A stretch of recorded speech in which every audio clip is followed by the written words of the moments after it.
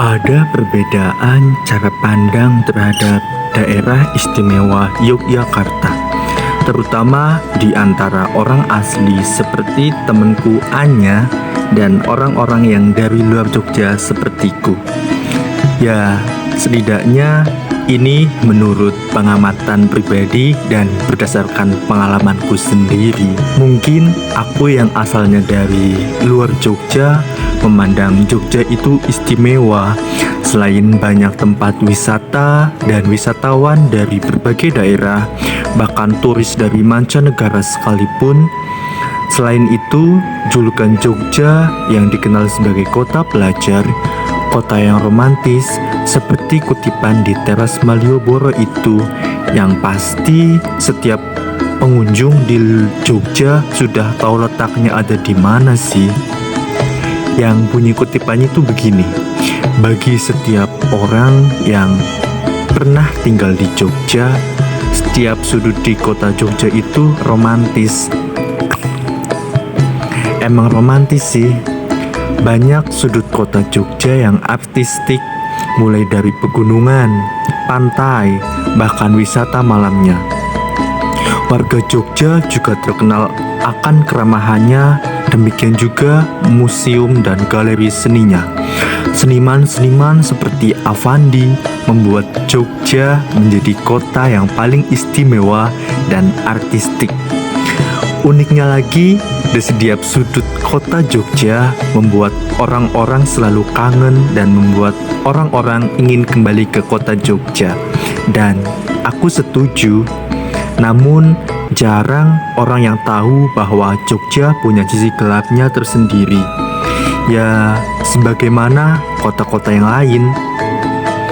Dan pada Ramadan kemarin, sisi gelap dari kota Jogja muncul kembali. Bahkan sampai menjadi pembicaraan hangat di media dan sempat viral hashtag di Twitter DIY Darurat Kelitih. Dan jika kamu bertanya kepadaku apa itu kelitih, mungkin ini akan dijelaskan oleh rekanku yang bernama Anya, warga asli Jogja. Hai Anya. Oh iya, jadi lupa perkenalan. Perkenalkan, namaku Aji, asalku dari Kebumen, sekitar 100 km dari kota Yogyakarta. Oke, balik ke penjelasan tentang kelitih tadi yang akan dijelaskan oleh rekanku Anya. Silakan Anya. Halo rekan-rekan, brother, sister, friends, dan semuanya pendengar setia Saya Podcast. Di sini aku akan membawakan sebuah topik menarik nih. Ada apa sih? Penasaran nggak? Nah, jadi seperti yang udah di-mention Aji terkait sisi gelap Jogja, yaitu kelitih. Nah, langsung aja nih kita tanya ke pendengar setia kita. Ada yang tahu nggak sih kelitih itu apa? So, kita langsung jelasin aja nggak sih tentang kelitih yang keberadaannya ini sudah meresahkan masyarakat Jogja? Karena mereka itu milih korbannya tuh random kan, serem banget. Oke, aku tanya dulu nih ke rekanku. Apa sih arti kelitih tuh? Kamu tahu nggak? Dari yang aku tahu sih, itu geng remaja yang suka bacok di jalan sepi waktu malam nggak sih, Nya? Kalau menurut Anya gimana? Emangnya kelitih itu apa sih sampai-sampai isu ini viral di Twitter dengan hashtagnya DIY Darurat Kelitih? Oke, aku jelasin dulu ya menurut pendapat para sosiolog UGM.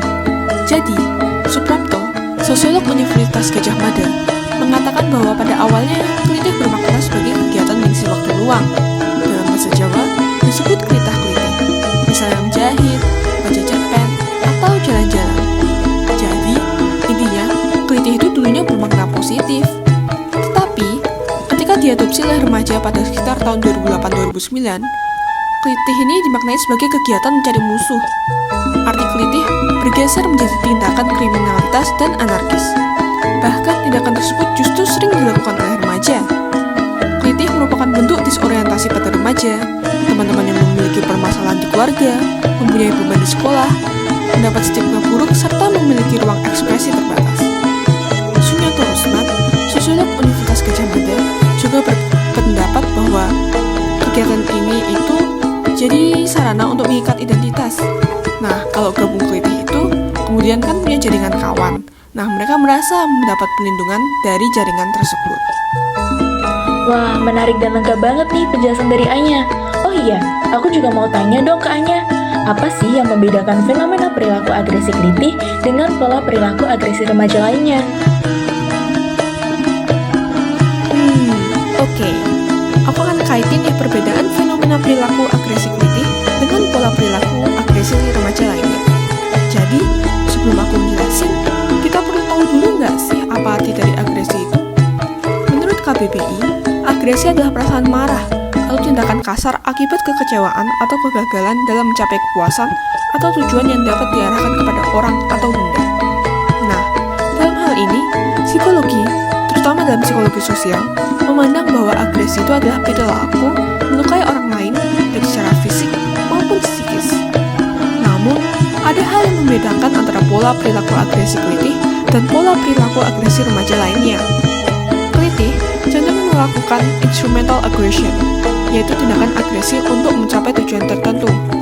Nah, dalam hal ini, tujuan kelitih itu untuk menunjukkan eksistensi dirinya kepada khalayak umum dan cara melukai orang lain yang sebelumnya tidak pernah mereka kenal. Sementara itu, seorang remaja cenderung melakukan hostile aggression, yaitu agresi yang dilakukan akibat rasa marah. Mereka cenderung melakukan agresi ketika ada seseorang yang membuat mereka marah, dan mereka cenderung melakukan agresi kepada seseorang yang pernah berhubungan baik secara langsung maupun tidak langsung dengan mereka. Menarik ya. Setelah tahu apa itu kelitih dari yang bermakna positif, kemudian konotasinya berubah menjadi negatif, dan dikaitkan pula dengan teori agresi menurut psikologi sosial. Tapi, nggak seru nih kalau kita nggak bahas mengenai peristiwa kelitih dan apa sih hal yang membuat individu dapat terdorong untuk melakukan perilaku tersebut. So, mari kita bahas bersama aku, Tiara. Jadi, seperti yang telah dimention sama Aji tadi, bahwa pada bulan Ramadan tahun 2022, tepatnya pada waktu sahur, ada anak bernama Dava Azin Al-Basit berumur 17, yang merupakan seorang siswa kelas 10 SMA Muhammadiyah 2 Yogyakarta, yang tewas setelah terkena sabetan bekas gear motor pada Minggu, tanggal 3 bulan 4 tahun 2022 dini hari. Kronologi kejadian dimulai ketika Dava bersama temannya mencari makanan sahur pada pukul 2:10 waktu Indonesia Barat.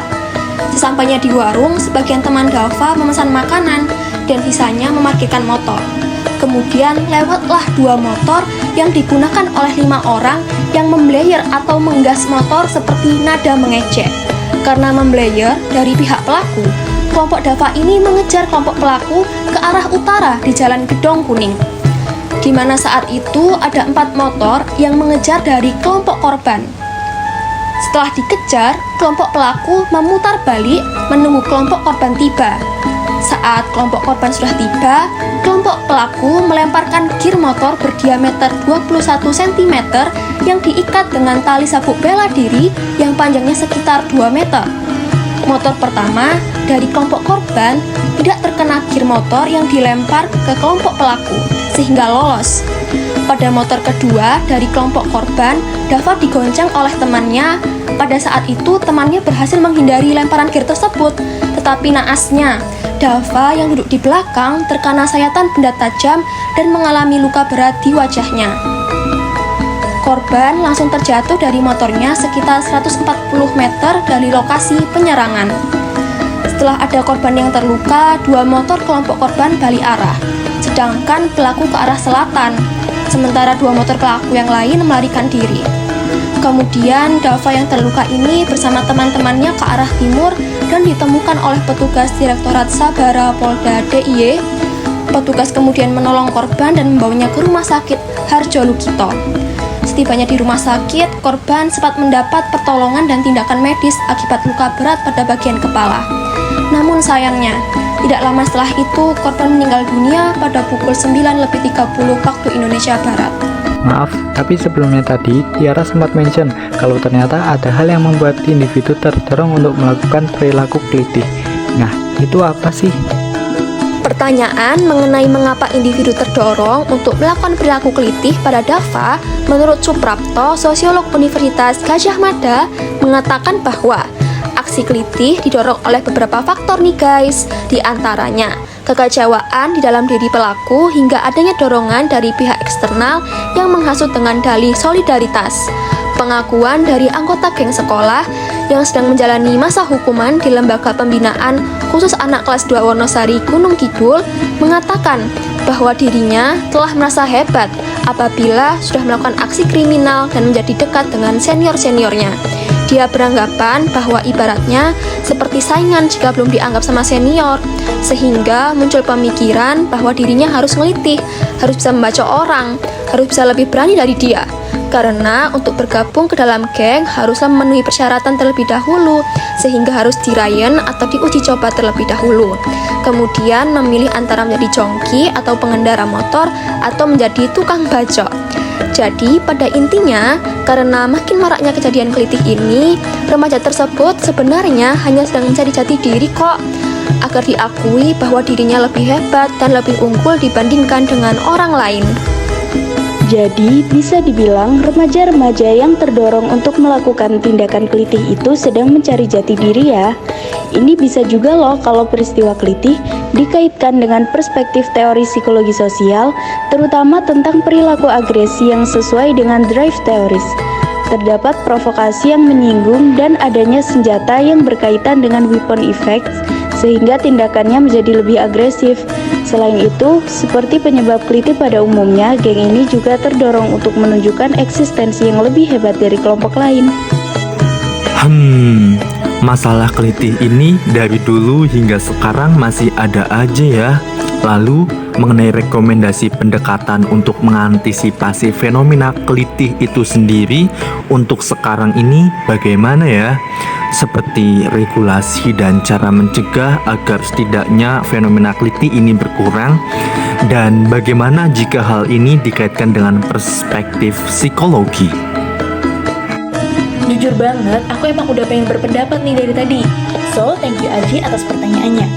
Jadi, seperti yang udah dijelaskan nih sama Tiara tadi, bahwa terdapat perilaku menolong atau prososial yang dilakukan oleh Direktorat Sabara Polda DIY.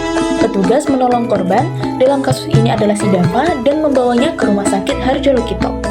Setibanya di rumah sakit, korban sempat mendapat pertolongan dan tindakan medis akibat luka berat pada bagian kepalanya. Namun, tidak lama setelah itu korban meninggal dunia pada pukul 9.30 waktu Indonesia Barat. Nah, untuk dinamika di antara individu perilaku kelitih ini, mereka dijerat dengan pasal 353 ayat 3 KUHP mengenai penganiayaan berencana subsider dan pasal 351 ayat 3 mengenai penganiayaan berat yang mengakibatkan korban meninggal dunia. Masalah kelitih ini dari dulu hingga sekarang masih ada aja ya. Lalu, mengenai rekomendasi pendekatan untuk mengantisipasi fenomena kelitih itu sendiri untuk sekarang ini bagaimana ya? Seperti regulasi dan cara mencegah agar setidaknya fenomena kelitih ini berkurang, dan bagaimana jika hal ini dikaitkan dengan perspektif psikologi? Menurut kami, pendekatan dalam podcast atau artikel tersebut sudah benar, namun masih ada kendala dalam pelaksanaannya, seperti sumber daya manusia yang masih terlalu sedikit dan masyarakat yang seperti acuh tak acuh pada remaja-remaja yang memiliki potensi untuk melakukan tindakan kelitih. Salah satu cara yang menurut kami dapat berhasil adalah dengan mengedukasi masyarakat dengan cara yang harus bisa dipahami oleh masyarakat. Dan juga polisi atau keamanan dapat membuat sebuah tim untuk mengawasi area-area yang memiliki kemungkinan tinggi terjadi tindak kelitih. Karena berdasarkan apa yang kami sampaikan tadi, bahwa yang mendorong peristiwa ini disebabkan karena adanya dorongan dari luar atau faktor eksternal, yang artinya ada pengaruh dari lingkungan sekitar yang menyebabkan orang menjadi berani melakukan hal tersebut.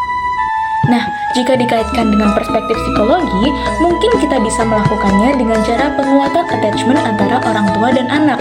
Karena bagaimanapun juga, orang tua merupakan tempat sosialisasi primer bagi anak mereka, di mana anak akan mendapatkan dan mempelajari mengenai norma dan tata kelakuan pertama melalui keluarga.